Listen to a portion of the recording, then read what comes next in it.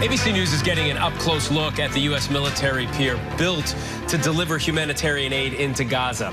The Department of Defense says about 13 million pounds of food have made it through the pier so far, but not all of that has gotten to those who so desperately need it. Meantime, nationwide protests are taking place right now across Israel, with hundreds of Israelis lining the streets in Tel Aviv, including family members of hostages still being held in Gaza, calling for their return.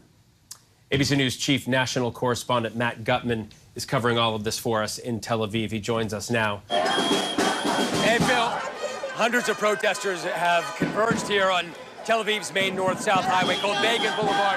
Right over there is the Defense Ministry. There's incredible amount of frustration here in Israel over the pace of the hostage negotiations and ceasefire. Both Hamas and Israel seem to have agreed to the broad parameters, but there seems to be no urgency to cut a deal. And that's why you're seeing day after day so many hundreds gathered here in Tel Aviv, in Jerusalem, across the country to try to bring awareness. You can see signs, deal now, bring Hirsch home. Now this happens as Israel seems to have entered this next phase in the war, less intensive fighting.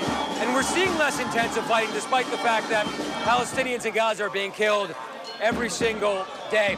Also something that the World Food Program, other UN agencies are now talking about, or continue to talk about, is the desperate hunger in Gaza. A new statistic, 96% of Palestinians in Gaza are experiencing food insecurity. That means they don't know where their next meal is coming from.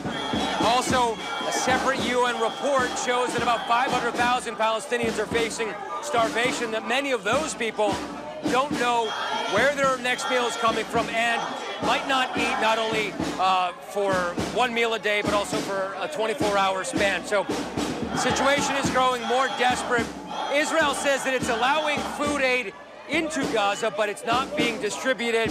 The UN aid agencies are saying, well, we can't distribute the food in many of the areas because of the chaos that has been left by the power vacuum in Gaza. It's simply too dangerous. So both the UN agencies and the Israeli military agency that is allowing food in are at an impasse, and the victims of all of that remain the Palestinian civilians living in Gaza, Phil.